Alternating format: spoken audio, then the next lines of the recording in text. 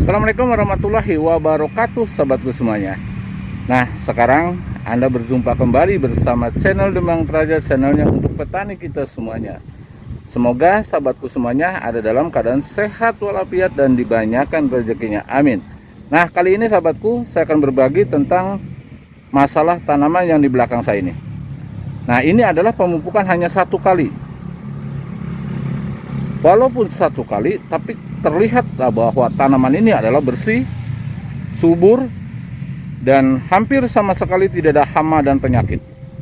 Nah, mungkin sahabatku bertanya-tanya, walaupun ini boleh dikatakan bahwa tanaman ini adalah termasuk padi ketan, termasuk padi ketan gendel.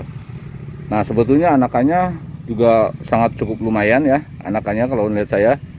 Nah, dengan apa saja tanaman bisa seperti ini, hanya pemupukan satu kali, dan ini adalah sudah jelas sedikitnya mengurangi masalah biaya.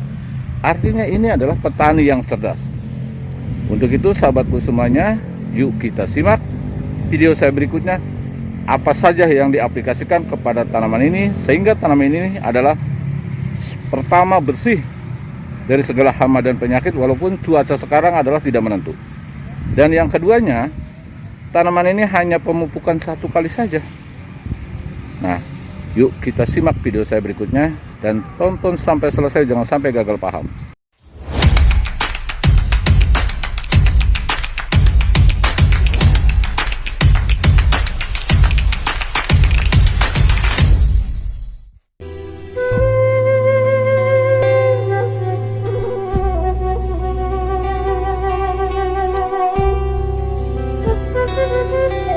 Sahabat petani semuanya, bagaimana caranya untuk mempercepat pertumbuhan pada tanaman padi ini, dan bagaimana untuk mempercepat masa panen pada tanaman padi ini?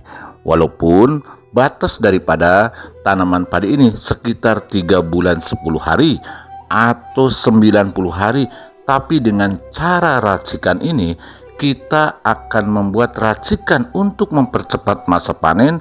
Selain daripada itu, bahwa racikan ini adalah sangat irit untuk kita dicampur dengan produk-produk pertanian. Karena perlu diketahui, kalau kita tidak mempunyai inovasi untuk bisa mensiasati bagaimana untuk menekan biaya produksi budidaya tanaman padi, kita kapan berhasilnya? Nah, untuk itu sahabatku semuanya, ini adalah tanaman di saat fase generatif. Kurang lebih usia daripada tanaman ini adalah sekitar 30-40 hari, tepatnya adalah 37 hari. Perlu diketahui bahwa di fase generatif ini adalah fase di saat masa krusial, yaitu di saat tanaman ini membutuhkan lebih banyak unsur hara. Karena kenapa bisa begitu? Bahwa tanaman tersebut adalah sebentar lagi akan mengeluarkan malai, sebentar lagi akan menunduk, dan akan pengisian bulir. Nah, di fase generatif inilah kita harus membuat racikan yang tepat sasaran.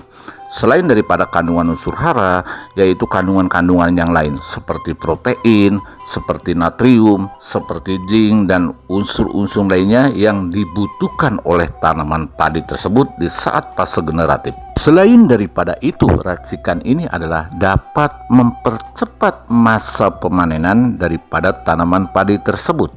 Nah, untuk itu sahabat, kebetulan bahwa lahan ini adalah kurang lebih luasnya 5.600, dan sebelumnya lahan ini adalah sudah digunakan aplikasi-aplikasi sebelumnya di masa fase vegetatif. Nah, sekarang saya akan membuat racikan ini untuk di fase generatif dengan sebanyak sekitar 6 liter. Apa saja bahan-bahannya? Yang pertama adalah cucian beras sebanyak 3,5 liter. Kedua adalah air kelapa sebanyak 2 liter. Dan yang ketiga adalah telur ayam atau telur bebek sebanyak 6 butir. Dan selanjutnya yaitu kita menggunakan Yakult sebanyak 2 biji. Lalu ditambah penyedap rasa atau pecin sebanyak 6 sendok. Artinya 6 sendok makan. dan ditambah molase atau tetes tebu sebanyak setengah liter. Lalu ditambah garam sebanyak 3 sendok. Dan semua bahan-bahan ini adalah sangat murah sahabatku. Dan selanjutnya adalah diaduk sampai merata dan dibiarkan beberapa jam. Dan racikan ini bisa tanpa fermentasi, artinya langsung hari itu mau kita diaplikasikan kepada tanaman kita bisa membuat secara mendadak. Andai kata mau dibiarkan beberapa hari pun ini tidak masalah. Contoh dibiarkan 1 minggu dulu itu tidak masalah, atau beberapa hari juga tidak masalah. Dan mendadak pun racikan ini tidak masalah sahabatku. Ini malah lebih bagus karena racikan ini adalah dapat digunakan atau diaplikasikan sangat cocok di fase generatif atau menjelang bahwa tanaman itu di saat akan mengeluarkan buah. Itu sangat efektif karena di dalam racikan itu sudah ada kandungan kalium, sudah ada kandungan fosfor, dan juga ada zat hijau daunnya atau semacam istilah bahasa petani, sudah ada kandungan daripada urea tersebut. Kalau menurut saya adalah bahwa racikan ini sangat lengkap nutrisinya. Artinya di bidang protein, natrium, dan zinc dan segala macam ini sangat mencukupi untuk kebutuhan padi di fase generatif. Dan berapa dosisnya? Dosisnya adalah cukup antara 250 mili sampai 300 mili atau sampai 300 cc. Dan bagaimana kalau dicampur? Boleh, itu sangat bagus. Artinya dicampur, salah satu contoh adalah dengan gandasil buah. Gandasil buah kita bisa melakukan dosisnya, salah satu contoh kalau tidak menggunakan racikan adalah 3-4 sendok makan.